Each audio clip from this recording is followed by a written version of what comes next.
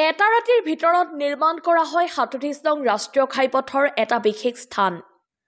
মুখ্যমন্ত্ৰী আহিলেহে নিৰ্মাণ হয় এই ৰাষ্ট্ৰীয় ঘাইপথৰ বিশেষ স্থানটো। এই ৰাষ্ট্ৰীয় ঘাইপথটোলৈ মন কৰক, এইটো ৩৭ নং ৰাষ্ট্ৰীয় ঘাইপথৰ এটা উন্নয়নৰ দৃশ্য। শাসনাধীষ্ঠ চৰকাৰখনে বিভিন্ন সময়ত উন্নয়নৰ হকে ঢাক-ঢোল বজাই থকা এই ছবিখনলৈ মন কৰিলে বুজি উঠিব। প্ৰতিষ্ঠা দিৱস ইয়াত পাতিলে, তাৰ পিছত এই পথৰে আচলতে গোটেই গাঁওৰক্ষী বাহিনীৰ যিসকল আচলতে সদস্য সেইসকলে এই পথৰে যাতায়াত কৰিলে। তাৰ পিছতেই বিয়াগুম আচলতে অশোক সিংহালৰ দৰে এজন মন্ত্ৰী আচলতে ইয়াত প্ৰতিষ্ঠা দিৱসলৈ আহিলে।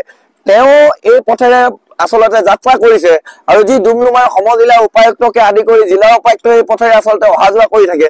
তৎসত্বেও তেওঁলোকৰ চকুত আচলতে এই ৩৭ নং ৰাষ্ট্ৰীয় ঘাইপথটো কিয় তেওঁলোকৰ চকুত আচলতে দৃষ্টিগোচৰ নহয়, সেয়া আচলতে এটা ৰহস্যজনক বিষয়। গতিকে আমি ক'ব বিচাৰিছো, চৰকাৰে কেৱল মাত্ৰ অৰুণোদয় আৰু ভেলকিবাজি কথা কোৱা আপোনালোকে বন্ধ কৰক। জনসাধাৰণৰ প্ৰকৃতাৰ্থত উন্নয়নৰ স্বাৰ্থত আপোনালোকে উঠি পৰি লাগক। বিশেষকৈ আমি ক'ব লাগিব যে এই ৰাস্তাটোত আচলতে অৰুণাচলৰে আদি কৰি বিভিন্ন ধৰণৰ দেশী বিদেশী পৰ্যটকে এই ৰাস্তাটোৰে অহা যোৱা কৰে আৰু এই পথেৰে আচলতে স্কুলৰ ছাত্ৰ ছাত্ৰীকে আদি কৰি এই পথেৰে আচলতে বিভিন্ন ৰোগীয়া মানুহসকলো আচলতে এই পথেৰে আচলতে অহা যোৱা কৰে। তৎসত্বেও আমি দেখিবলৈ পাওঁ যে এই আচলতে জৰাজীৰ্ণ পথটোত আচলতে বিভিন্ন সময়ত মানুহ আচলতে দুৰ্ঘটনাত পতিত হ'বলগীয়া হয়। গতিকে আমি আহ্বান জনাইছো যে অতি শীঘ্ৰে এই পথটো নিৰ্মাণৰ ক্ষেত্ৰত চৰকাৰে গুৰুত্বপূৰ্ণ ভূমিকা গ্ৰহণ। এই পথেৰে যাত্ৰা কৰাত কিমান অসুবিধা হয় আপুনি হয়তো কল্পনা কৰিব নোৱাৰিব। দিনে নিশাই শ হাজাৰ হাজাৰ লোকে অহা যোৱা কৰে। সকলোৱে কিন্তু এটাই প্ৰশ্ন উত্থাপন কৰে, এইটো ৰাষ্ট্ৰীয় ঘাইপথ নে অন্য কিবা? তিনিচুকীয়া জিলাৰ ডুমডুমা নগৰৰ মাজেৰে পাৰ হৈ যোৱা এইটো ৩৭ নং ৰাষ্ট্ৰীয় ঘাইপথ। দীৰ্ঘদিনৰ পৰা এই ৩৭ নং ৰাষ্ট্ৰীয় ঘাইপথৰ স্কুল কলেজলৈ অহা যোৱা কৰা ছাত্ৰ ছাত্ৰীসকলৰ লগতে বিভিন্ন ৰোগীসকলৰো বহু অসুবিধাৰ সন্মুখীন হোৱা দেখা গৈছে। গাতে পুখুৰী সদৃশ ৰূপ লোৱা দেখা গৈছে। অহা যোৱা কৰা সকলেহে বুজি উঠে কি পৰিস্থিতিৰ সন্মুখীন হ'ব লগা হয়। বিভিন্ন দল সংগঠনে জগৰীয়া কৰিছে শাসনাধীষ্ঠ চৰকাৰখনক। হয়, অতি দুৰ্ভাগ্যৰ কথা, যিহেতু আপোনালোকে সকলোৱে গম পাইছে যে এই বিজেপি চৰকাৰখনে যি ধৰণে ঢাক ঢোল বজাই অসমৰ উন্নয়ন হৈ আছে বুলি যি শ্লোগান দি আছে, কিন্তু আমি দেখিবলৈ পাইছো আমাৰ ডুমডুমাৰ এই যে এটি ৰোড আপোনালোকে চাইছে যে এই এটি ৰোডখন আজি কত দিন হৈ গ'ল, কিন্তু আজি ইয়াত মন্ত্ৰী আছে আৰু ইয়াত নানা ৰকমৰ মন্ত্ৰীবিলাক অহা যোৱা কৰি থাকে, কিন্তু এই ৰাস্তাখন কোনোদিনেই আজিলৈকে বনোৱা আমাৰ পৰিলক্ষিত নহ'ল।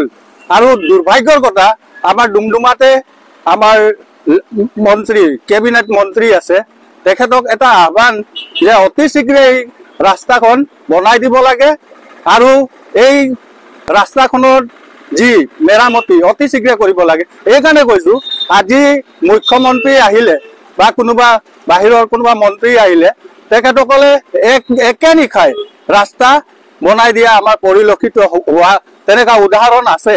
গতিকে আমি আহ্বান জনাইছো, অতি শীঘ্ৰে এই ৰাস্তা বনাই দিব লাগে আৰু যি ব্যৱস্থা আছে তেখেতসকলে ব্যৱস্থা গ্ৰহণ কৰিব লাগে। কিমান দিন যায়? একে নিশাই বনোৱা ৰাস্তাটো বেছি দিন নাযায়, সেই এক সপ্তাহ বা মাহেকতে শেষ হোৱা আমি তেনেকুৱা দৃষ্টিগোচৰ হৈছে আমাৰ।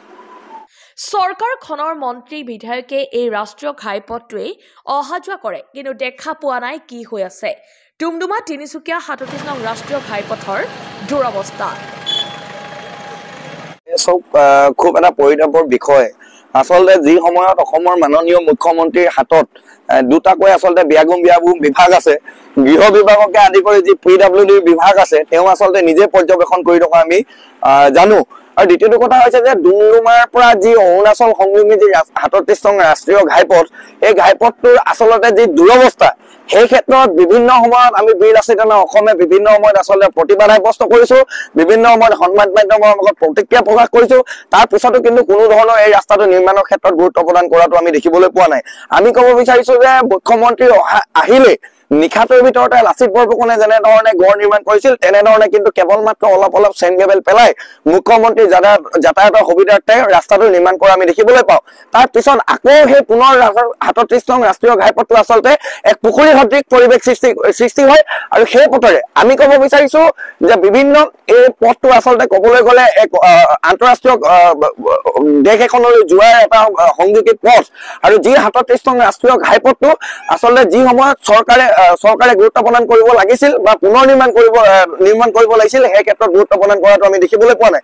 এতিয়া কথাটো ক'ব বিচাৰিছো যে এই পথেৰে বিভিন্ন সময়ত দেশী বিদেশী পৰ্যটক এই পথেৰে অহা যোৱা কৰে। বিভিন্ন সময়ত স্কুলৰ ছাত্ৰ ছাত্ৰী মহাবিদ্যালয়ৰ ছাত্ৰ ছাত্ৰী এই পথটোৰে দিনে নিশাই অহা যোৱা কৰে। আৰু লগতে ওচৰ চুবুৰীয়া ৰাজ্যসমূহৰ পৰাও কিন্তু বিভিন্ন ধৰণৰ ৰোগী এই পথটোৰে অহা যোৱা কৰাটো আমি দেখিবলৈ পাওঁ। আৰু সেই ক্ষেত্ৰত কিন্তু আমি দেখিবলৈ পাওঁ যে যি পুখুৰী সদৃশ পৰিৱেশৰ ফলত সৃষ্টি হোৱা পৰিৱেশৰ ফলত কিন্তু এই পথটো বিভিন্ন সময়ত দুৰ্ঘটনাত পতিত হোৱা আমি দেখিবলৈ পাওঁ। গতিকে আমি ডুমডুমা সমষ্টিৰ মাননীয় বিধায়ক আৰু লগতে কেবিনেট মন্ত্ৰী মহোদয়ক আহ্বান জনাইছো যে আপোনাৰ নেতৃত্বত অতি শীঘ্ৰে আচলতে এই পথটো পুনৰ নিৰ্মাণ হ'ব। আপোনাক আহ্বান জনাইছো যে অতি শীঘ্ৰে এই পথটো নিৰ্মাণ কৰাৰ ক্ষেত্ৰত আপুনি গুৰুত্বপূৰ্ণ ভূমিকা গ্ৰহণ কৰিব।